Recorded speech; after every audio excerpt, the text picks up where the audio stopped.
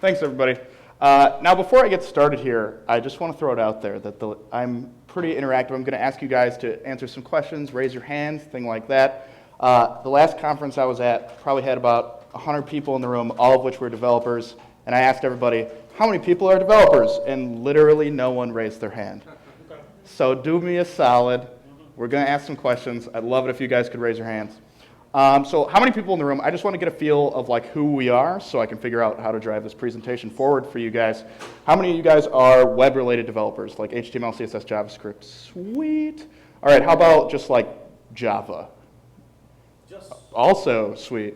Okay, and then any other languages we just want to throw out? You can literally just like yell out languages you like or something like that. Node? Node is JavaScript. That's, well, come on. It's close enough. We're good.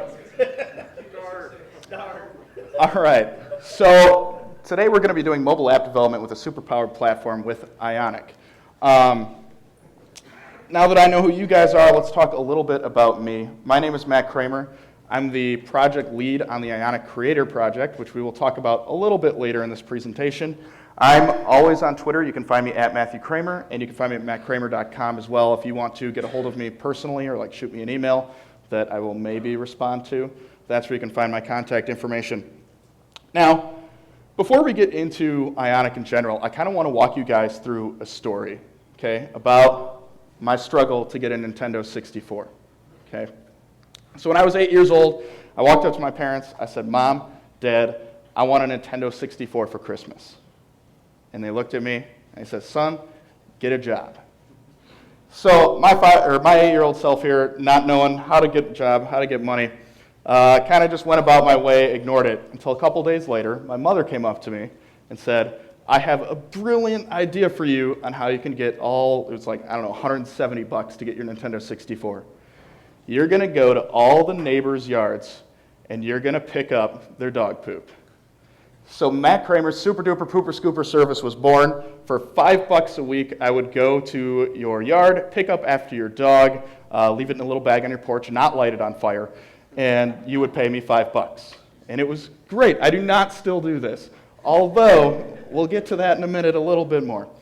So I got my first 1 or 2 clients, and I went to my dad, and I said, Dad, if I want to be a real business, if Matt Kremer's Super Duper Pooper Scooper service is going to get big, I need a website.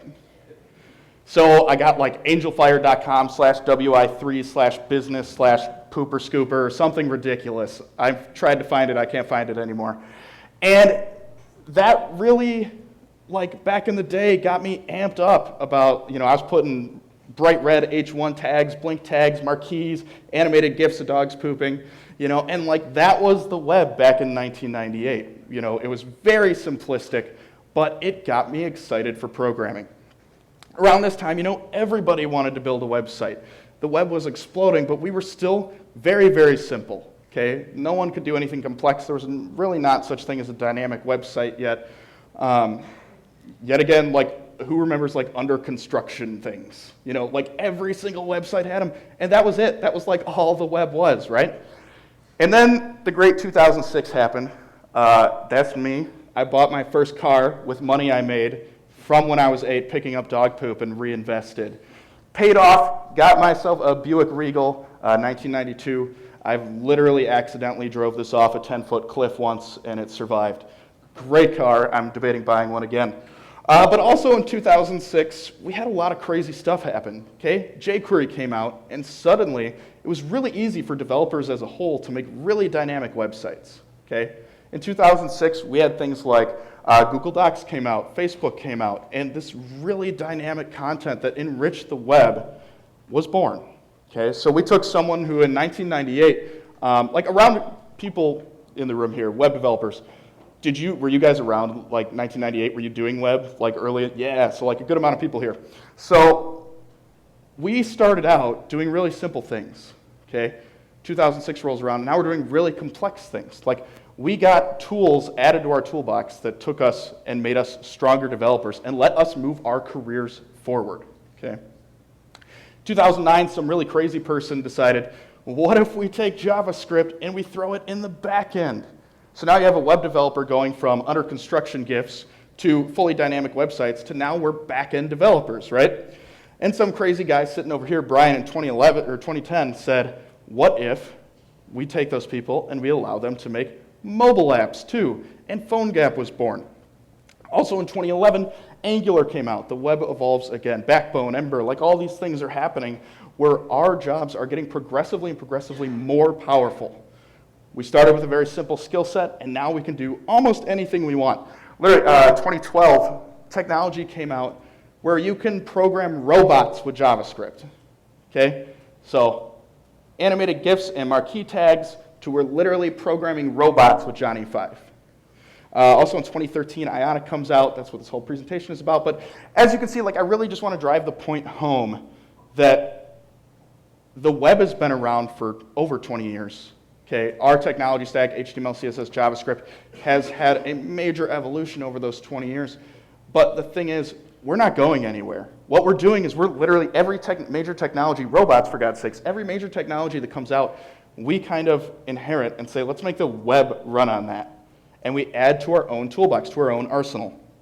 And so nowadays, the really big thing that's going on is I want to build a mobile app. Okay, everyone's got an idea for a mobile app. I use mobile apps for almost everything I'm doing. I barely use a desktop browser unless I'm programming. Like, I'm sitting on the couch going on Amazon using their native app, which is a fantastic app. Everybody wants to do this, but building apps is really, really difficult, okay? Especially if you're going native, you've got 2 different code bases. So right away, like, there's a barrier to entry where, oh, you want to make an app? Pick one, right? And you're going to start with that one and move on to a second one, okay? Entirely separate code bases. Also, native developers tend to cost a lot more money than us. So if you're trying to hire a team to make an app, native developers, now you're going to have to hire 2 devs maybe instead of 1. It gets a lot more complicated. Okay. Oh, and then you want to, you want to throw in Windows, other platforms like that. Like, all of a sudden now you've got 3 different code bases. Not fun. So as many of you know, this is where hybrid apps come in. Okay, a hybrid app just uses HTML5, JavaScript, CSS to allow you to take essentially web programming and put it on a mobile app, but also provides you with actual API, SDK level access, but leaves you in that familiar web development environment. Okay, I'm still using tools to make Ionic apps that I've been used to and have been using for years before I even knew about Ionic. This whole thing is a single code base too, so you've only got one code base running iOS, Android, Windows, whatever you want to do. Okay, and a lot of people walk up and say, even at this conference, I've had people walk up and say, like, oh, like, you know, those web apps, you know, they're really slow, right? It's like, it's not 2007 anymore, okay? Way back in the day when you were trying to throw like full jQuery applications on, you know, the first iPhone, yeah, it's not going to run that well, right? But since then, we have over 50% increase in speed of those processors, 84%, or sorry, not percent, 84 time increase on GPU performance. And now we have things like, you know, CSS transitions that are using that GPU natively. So we're getting a lot of speed just from technology advancing and from our web technology advancing at the same rate. Yet, we still encounter a major problem, right? There's no web SDK. So here you have an iOS developer, let's say, who has access to all this stuff like action sheets, gestures, lists, buttons, tabs, where literally they just say like, okay, throw a tab over here, link it to this, add buttons to the screen, and like they've got that SDK available to them, right? It's easy to make an iOS app in native iOS land when you're just using their components because you don't have to worry about speed, you don't have to worry about anything because the iOS developers that made this SDK have taken care of all that stuff for you. Then you've got Cordova and PhoneGap on your native app, and we only get these 2 things right here. We have native app, and then web view, and then nothing. This is your blank canvas, right, where you're just adding you know, regular HTML, CSS, JavaScript. You can use whatever you want, which is both a gift and a curse, right? Because then you have to manage speed. You have to do all this really complicated stuff. And that's the gap that Ionic tries to fill. Okay, we try to give you all of these components so that you have access to side menus, tabs, animations, things that all these other native SDKs give you. We want to give you for the web to make that whole process just a lot easier for you. We want to be the people that are worried about the speed for you guys. Okay, we make sure that all of our transitions are really fluid, things like that. really what we want is we want you to focus on building your app, not on how your app should work. Okay, I'm going to repeat that. We want you to focus on building your app, just what you want it to do, instead of how your app should work. We don't want you to have to manage that navigation stack yourself. We don't want you to have to program all that stuff from scratch. Okay? Ionic is built on all the web technologies you know and love: HTML5, CSS3, JavaScript. Yet again, these technologies have been around for 20 years. We're not going anywhere. Our skill set is increasing by adding things like Ionic to this. We are super powered by Angular right now, which, for those of you that don't know, extends HTML with different tags and directives and all sorts of fun stuff, where if you're building your app, you can say, like, okay, here's an Ion list item, and then you can populate that with different images and things like that. We really make it easy for you to just, in HTML, start programming with all the components that we offer you. Ionic 1 uses Angular 1. Ionic 2 uses Angular 2. So that is beta right now. We are aiming for release candidate next month. And so really we're trying to build on the future of JavaScript here. Okay, we're trying to make sure that that we are moving with the entire industry forward with these new technologies. We want to make sure that we're optimized for all this large-scale development to make enterprise applications as fast as possible. We want to be performant. Okay, we're moving forward with the whole industry. On top of that, who uses Sass or any kind of CSS preprocessor? Okay, so like the bread and butter of Ionic is the fact that we have all these styles built in for you. We use these directives, we style them, that's how you get the animations with all this CSS stuff, right? But let's say you wanted to do something like maybe change the way a transition works, or change the color, like we have positive color, which defaults to blue in Ionic, right? And you've already programmed your whole app using that positive color. You've got your buttons hanging out using positive, all that stuff, and you want to change that to orange, okay? You can use Sass to literally just change that to orange with one line of code. We will recompile all of Ionic for you using Sass, and you didn't have to do any changes. So yeah, Ionic Sass is like really big because we're doing a lot of stuff for you guys, but we've made it really easy for you to change it. We want it to be customizable. Okay, so the whole thing is variable based. There's literally a file of variables that you can find for like the border radius of a button, like that's a variable. Everything's a variable so that we can make this really customizable for you guys. Okay, we believe firmly that your design should be your design. So take advantage of how easy it is to change this stuff.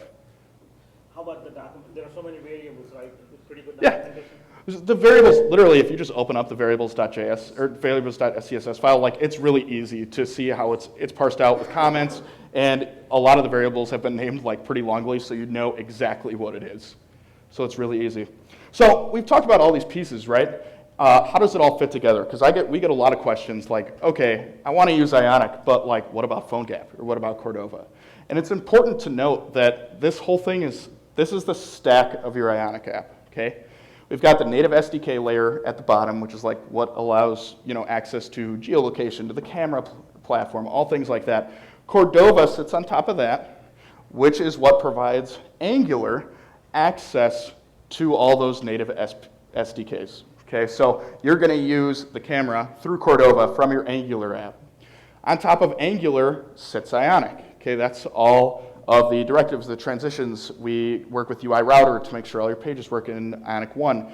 In Ionic 2, we use push-pop navigation. And on top of that is your custom code. So it's just really important to note that like we are one piece of this puzzle that has been built over the past, how many years, 2010, on top of Cordova and the backs of these technologies that have really been useful to us. So I just want to hit a little bit on some specific things about Ionic 2 as well. So Ionic 2, like I said, uses Angular 2. This is fully modern, modular, object-oriented JavaScript. Okay, this is like the future. For people that literally program in just like regular Java, it literally feels like home in TypeScript. TypeScript, we provide the option to do that. We do just ES 2015. It compiles down to ES5, the whole shebang. So if you want to check out Ionic 2, you can go to our website and play with that right there. Everything really, like I said, we're going forward with the industry here. Angular 2 just went RC0. We're going RC0 next month. Now, the other thing I want to talk about, though, is now we're going to go like rapid fire, okay? Ionic's a pretty large ecosystem. You know, we start with that CSS, the JavaScript that's available to you, but there's a lot of stuff that we've programmed to make your lives easier. And so now I want to go through and just talk about a lot of the stuff that we offer. So really my only goal here is to get you guys excited about what Ionic offers so you can go home and have a better idea of maybe what you want to look at or how you want to start. Or maybe if you're already an Ionic developer, I know we've got enough stuff that sometimes projects go by the wayside that maybe are extremely beneficial that you guys maybe haven't seen yet. So this whole thing starts off with Ionic's UI components. Okay, we've built a ton of stuff from scratch at ionicframework.com. You guys can check out our documentation. Our documentation has like a phone on the right-hand side and docs on the left. And as you scroll through it, it literally updates with the components that you're looking at in the docs. So it's super easy for you guys to go and say, oh, this is what tabs look like. This is what buttons look like. This is how I can modify a button to be bigger or smaller. This is how I can add an icon to a button. Like all the options are right there, previewable with you to play with. Same thing with Ionic 2. Both documentations for Ionic 1 and 2 are really easy to use with that on the right-hand side. Now I wanted to go through a couple demos here, so I might squat down here. We're going to have to go over here to play with this. Okay, so this, I just wanted to highlight the fact that we've done some of the speed work for you. Okay, when a native developer has access to things like UICollectionView, okay, they get a lot of stuff that iOS's team has done for them. Okay, they've programmed it so that only things that are visible are in their version of the DOM, and so it's really fast to scroll through huge lists natively because they've programmed their list to function that way, right? So a lot of times you have, I've fallen victim to this where I get a huge list of something, I render the whole thing to the DOM, and it's like, yep, this app is slow. And it's because we have to switch to something like our collection repeat, where we've programmed collection repeat to work exactly like UICollectionView. So here, and this is just as fast on a phone, I promise. This is literally an array of 3,000 cats with a picture, a name here, and then a little identifier, all sorted alphabetically, okay? Where literally we can scroll this through 3,000 cats, and we are still super fast because the DOM is only loading, 10 at a time maybe, and reusing that DOM element. So as we scroll here, it's taking the one that disappeared off the top, taking that DOM element, throwing it back at the bottom, and replacing that content. So when we reuse that DOM information, we get a lot more speed from that. So this is just one example. We've tried to take this care in Ionic and throw this over everything that we do. We want to be fast like this. We want to make sure that we're providing you native level speeds by doing things like this. So yet again, that's called collection repeat. If you guys want to go home and play with that and try throwing a ton of stuff at it, Ionic 1, totally cool. Try to break it, have fun. All right, where did my mouse go? All right, the next thing I want to show is I do want to show a little demo of V2. Okay, so V2 is awesome. Okay, Brandy and Adam have both worked on our team on this project for a long time and provided a lot of care to how this thing looks, how it functions, and we fixed a lot of the stuff that people didn't like about Ionic 1 or Angular 1 in general, okay? So first thing that we're going to see is it's got really, really nice looking animations. The speed is fantastic. Who has used UI Router before? Yes. So UI Router can be a little bit fun, a little bit complex, and sometimes when you have things like maybe a side menu plus tabs, UI Router starts to get weird on how you set up complex navigation like that, right? So one of my personal favorite things about Ionic 2, if you want to check it out, is this push-pop navigation style, which literally states, take this content, open it here. Okay, so you don't have to have a huge route file or anything like that. You just push a route to somewhere. Now it's got a back button. Now you got the animation. All this stuff happens magically for you. And then you pop it, it goes away, and that's the same thing as going back. Okay, so that push-pop works fantastic. Lots of new components. I'm going to click around this demo, but if you guys want to search for this, you can literally just Google Ionic 2 conference app. It's on GitHub. You can download it in regular Angular 2. If you want to use TypeScript, there's a TypeScript version for that too. So as we can see here, we've got our slider component that works really nice. And then I want you guys to watch when I click this button. Okay, this is our material design that is new in Ionic 2, where we've done all those animations for you. Oh, do I not have enough clarity on the screen to get the animations to show up. All right, so our colors aren't deep enough to see this, but we have full animation support for material design baked into this thing. So literally, where I click on this tab, it is emanating a circular representation just like material design, built in, fully performant, fully GPU backed, and no work to you guys for doing that. So through here, we also have animations for opening and closing here. They look real nice. All your components are built in. Not all of them are in this, but there's your toggle. We've got tabs at the bottom, okay? And who's ever tried to do tabs and side menu in Ionic 1? Anybody? It's not fun. But here, our side menu opens. You do speakers, we go right to speakers. It knew to open it in the correct location. Same thing with that About tab. So our side menu tabs, all that interaction between different levels that would normally maybe be different navigation stacks, has all been combined in a way where it's super easy for you guys to program this exactly how you want. Any questions about this before I move forward? Sweet. So on top of that, Ionic 2 and Ionic 1 both come with platform continuity. Okay? In Ionic 1, we offer iOS and Android, but it's not necessarily material design. In Ionic 2, we offer iOS, Android material design, and Windows. Where literally these three things, that's that app I just showed you, okay? But all three of them are using the exact same code base for free. Okay? We figure out what kind of phone you're on, and we automatically show you the one that you want. Okay? Cool thing about this too, like we were talking about SAS before, where if you want to, let's say, have a style be very specific to iOS, we automatically add like a platform iOS class to the body in Ionic 1 and 2, where you can customize each of these three different things separately in your CSS if you wanted to have that level of customization, but still ship one code base that does all three of those things. So a super important part of Ionic is that you get all of that for free. We've tried to make it as close to the platforms as possible, and I know that material design is really awesome if you want to check it out in V2. The other thing I want to mention is Ionicons. This is literally, I think it's either 700 or 900 icons that our designer and co-founder Ben made, where literally we put those up for free. I don't know how he even made this many icons himself. I don't know where he finds the time. But there's iOS, Android, or not iOS, Android, but like thick and thin versions of each one. Everything is available for free for you guys to use. Seriously, even if you don't use Ionic, you guys can go grab Ionicons at ionicons.com and use that in any project that you guys want to.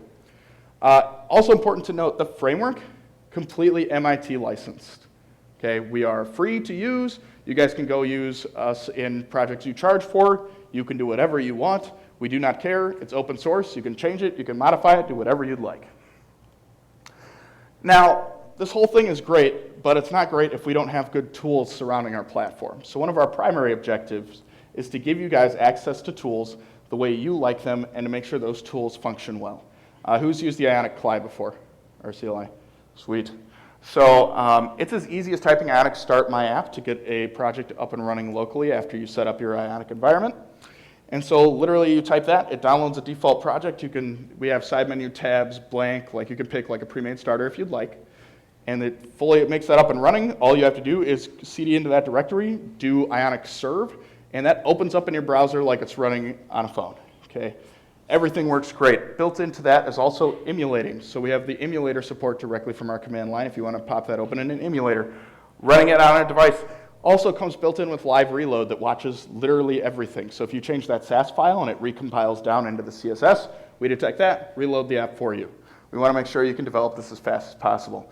Worth noting too that in V2, it has the compiler is already built in here for you guys. So if you're programming TypeScript and that compile phase needs to happen, we automatically watch those changes for you and do that as well. So you don't even need to worry about that stuff. It comes pre-set up with a configuration file to do that step for you. If you want to modify it, change it a little bit, you can totally do that, but we package it with defaults to make it as easy as possible. Can you use GOTO for that? I know you did in V1. But. I know we do in V1. I don't know the correct answer to that in V2. I'd check out the docs quick. But yeah, so I think whatever it is, we have a fully default configuration that you guys can change to your heart's content. Now, everybody close your eyes for a second. Who here prefers GUI tools over command line tools? I know there are people here that like GUIs. I use GitHub for Mac. Okay, I love GUIs. I know there's a lot of people like me. Ionic Lab is a GUI for our CLI. Okay, so Ionic Lab you can download, and you can use that to do the serving. You can use it to install your platforms. You can use it to do whatever you'd like. It's there for you to sit on top of the command line interface and make sure that you, if you're more comfortable with the GUI, you can use this. I love it. It's also great because over here too, if you serve with it, it actually shows you your app running right on the right-hand side in Lab. So you don't even really have to open your browser if you don't want. Ionic View, also completely free. If you upload your app locally to our servers, you can use Ionic View to preview it live right on your phone. So every time you upload a new version, you can share it with your friends, you can share it with co-founders, other people, where they might have it on their phone, they see you get an update, you download the update, you can play with it right on your phone. We have that packaged with a lot of popular native plugins too, if you want to use things like that. So Ionic View, definitely use and abuse that thing. It's one of my favorite features of the whole thing. Speaking of those native, we have NG Cordova, as well as Ionic Native. Ionic Native is just the V2, NG Cordova, they're basically the same thing, which is if you use Cordova plugins, like for accessing the camera, a lot of those are written in straight JavaScript, where they don't work with Angular callbacks very well because you're not inside the scope. We've wrapped over 60 of those for NG Cordova and Ionic Native, where we've got the most popular ones pre-wrapped to work with Angular for you. We want using those native plugins to be easy, instead of, hey, I called the camera and my Angular app isn't updating, why? Okay, check that out. It's super, super easy. Another really good way to get started with Ionic is to check out our marketplace. Okay, the Ionic marketplace has starters, plugins, themes, all sorts of stuff, both free and paid. We don't take any money or any cut from this. We literally just let people put their projects on here, kind of as a free way to get traffic and a free way to get their name out there. So also, if you guys are making any themes, plugins, anything like that, feel free to add them to the Ionic Marketplace. I can't even tell you how many downloads or things this gets. Go here, check out the plugins, check out the themes. We've got Firebase authentication starters, lots of different stuff that's been added to that, as well as premium themes, where if you wanted like a really custom look, there are developers out there who have made beautiful themes that you can download and use. I think most of them charge like less than $20 for some of their themes. So great way to kind of get a bootstrap on that. My project is Ionic Creator. How many people in this room consider themselves maybe more of a designer or non-coder? Okay, not a whole lot. So a lot of programmers. A lot of people look at me and they say, I'm a programmer. I don't need to use a drag and drop tool to start my app.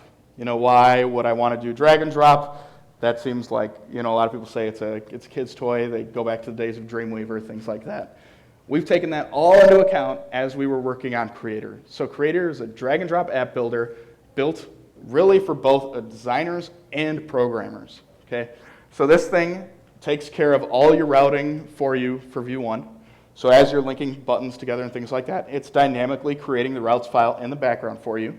It supports side menu plus tabs, which is normally a very difficult concept. We handle all of that for you. And it even supports views being open in multiple tabs, which in Ionic V1 you can't really do. But we kind of tried to inherit that push-pop, bring it into Creator, and support that in V1. So I highly encourage, even if you're a developer, to go ahead and check out Ionic V1 via Creator. Make your app in there. It exports full Ionic projects that you can use locally for free. We still don't own anything. This does have a pro plan that gives you a couple additional features, but completely free to check it out to export your project, anything like that. We're not restricting any of the components or anything. So definitely check that out. If you guys, this is seriously the easiest way to, if you haven't played with Ionic yet, check out Creator just to give it a play with it. We have a mobile app, you can view it on your phone, the whole thing. Next thing I want to talk about is our showcase. Another question we get really often is, okay, Ionic's cool, but prove to me that a real app can be made in Ionic, that is beautiful, that works really good. Prove to me that it can be performant. So we started the Ionic Showcase, where we have apps like Swerkit, ChefStep, Malsey, where these beautiful, beautiful apps, some of which I think one of these guys was just on Shark Tank, right? So these people are getting big, they're getting money, they're doing very well, and these are all backed by Ionic. This page scrolls forever. If you guys are making Ionic apps and you want your app on here as well, you can submit it to the store. We normally look at that about once a week and try to get you guys on here as well. Now, I don't want, like, that was a lot of stuff really fast, a lot of different pieces of our tool. I don't want to go through these three super deep. Ionic Playground was kind of a little experiment we did where you can program an Ionic app, a single page Ionic app on the side, and have it update automatically on the right for you. Think of it like a very rudimentary like CodePen or something like that. But for Ionic apps, if you guys want to play around, Playground is pretty sweet. App Camp is a learning site for V1. So if you like don't know Angular at all and you just kind of want to go there and learn Angular alongside Ionic 1 and like some of the crazy terms like directives, totally check out App Camp. We also have a jobs board. So if you're using Ionic and you want to get a job using Ionic, we have a full jobs board that you can check out. Now, everything I just mentioned except for Creator, what's up? I had a question kind of back Yeah. at the Ionics lab portion. Yeah. So that displayed what your app looked like in the actual phone, right? Ionic Lab. So Ionic Lab is basically the same thing as serving it from the command line. You know when you serve it from the command line, it'll bring you up in a mobile-sized picture Yes, yes. where you're playing with that. It's literally just that, but in Lab. So is that going to work for Linux at some point? That's a great question. Right now, I'm not sure. I know that we've been looking at kind of revamping Lab and giving it a little bit more love. So that could be something that happens soon. It is built literally in Electron, so it shouldn't be too far off. Or do we already support it? We might already support it. I'd give it a check. Okay. It didn't work for like last month, I want to say so. All right. It Well, worked in Mac and Windows, but not. get a hold of the team on Twitter, and we'll check it out.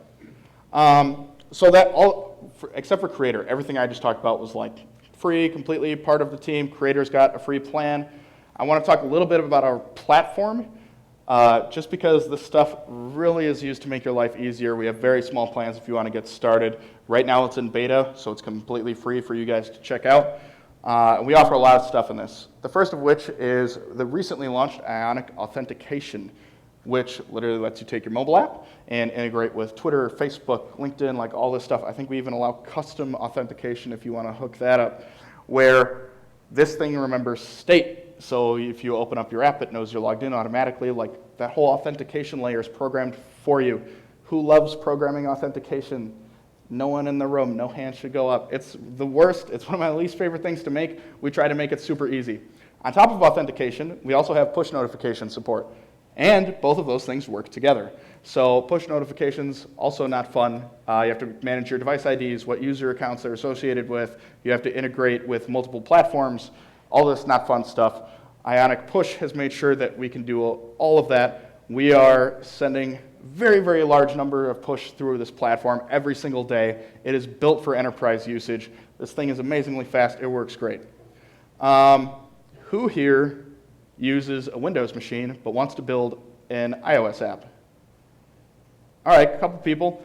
You can't really do that. So we made Ionic Build, which is a packaging service that will allow you to send your application to the cloud. We send you back an IPA or an APK file just through your email. So you can download that and put it in the app stores. So we try to get you as close to the app store as possible. No matter what platform you're on, you can still build in the cloud and get those native files. Ionic Deploy is great. I dog food this for Creator mobile app, where we use this to, let me back up.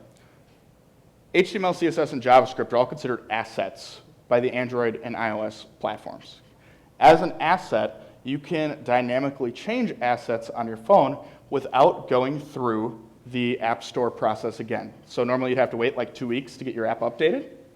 Because we're using HTML, CSS, and JavaScript, and those are considered assets, Apple is okay with us updating those on the fly. It's never really been an issue for Android, but Apple is very easygoing on updating those assets on the fly.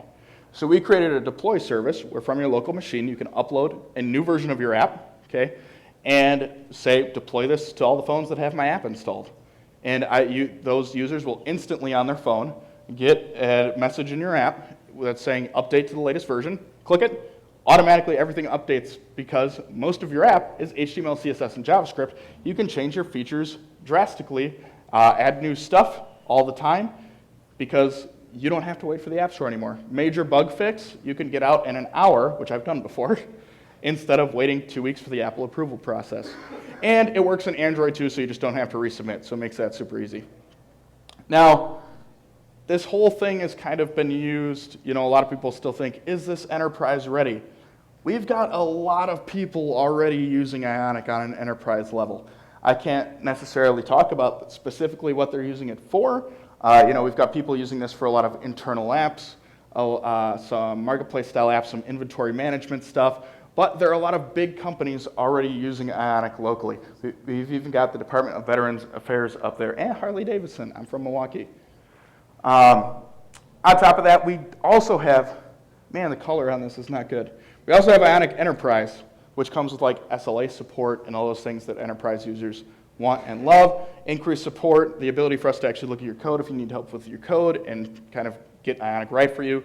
All that's available in Ionic Enterprise. So if that's something that your company would be more comfortable with checking out Ionic under an enterprise environment, that's something that we do offer. It also builds in security to your local app and does lots of other cool stuff. Now, this whole thing is great, but it wouldn't be anything without the community that we have available to Ionic. Ionic has grown rapidly since we launched in 2013, and our community is massive. I know there was just last week an Ionic Chicago meetup that was thrown by local community members. That's something we don't even have direct involvement with. Our community has popped up like over 100 active meetup groups throughout the world. On top of that, our forum, and like speaking not as an Ionic employee, but just speaking as a developer now, our forum is ridiculously active compared to other technologies that I've tried to see and use in the past. Like, go on there, there's stuff from minutes ago, I guarantee it. People are on there helping each other out all the time, so if you have questions, forum's a great place to go. What's it? One thing I didn't hear, which I heard, I was in the other Ionic meetup group. Oh, cool. Is that it's built on top of Angular, and there is a relationship between Google and Ionic, so that kind of gives a stronger feature. So what's going on is we work directly with the Angular core team on a weekly basis. So yet again, that's part of our kind of community involvement where we have phone calls with the people who are working on Angular core to make sure that their vision moving forward with Angular 2 or modifications to Angular 1 really aligns with our vision of what needed to change or what needs to happen in the future. So we literally are on phone calls with them saying, hey, we got the new beta release of Angular 2. It works really good, but we wish this extra option was here to make our push-pop routing system work a little bit better. Like, we have that kind of relationship with them, and it is very strong. Peer relation. Yeah, yep. We get together and talk. I know we flew out there and literally had like half a day in a conference room with their team that they just set aside for us. Like, we have a very close relationship with the Angular team. On top of that, other community stuff, who uses like Slack at work? Anybody? So we have a Slack group that literally anyone can join. It's got over 6,000 people in it right now. If you just search Ionic Worldwide Slack, you will find a link where you can invite yourself to it and join that automatically. Yet again, there's a ton of people in there hanging out all the time, willing to help everybody out. And Mike, our developer advocate, also hangs out in there. Great place to ask questions and socialize with people. People post job postings. People critique other people's designs there all the time. Really a great, especially if you're already using Slack for work, like just throw another Slack group in. I know I'm in like 7 of them. So I know we talked about a ton of stuff. This is my favorite URL to go to find out everything about Ionic. Okay, go to ionic.io/discover. We just launched this page a little while ago, and it is literally just little boxes with descriptions of everything I just talked about. Okay, every Ionic lab has its own link and description. The platform has its own link and description. Anything you want to find, go to ionic.io/discover. It'll be there. It's super easy to navigate. That way you're not kind of jumping back and forth. All of our documentation is linked through from there as well. This presentation is available at slides.com/MattKremer/Ionic-Superpowered. You can find me on Twitter @MattKremer. Thanks, Matt.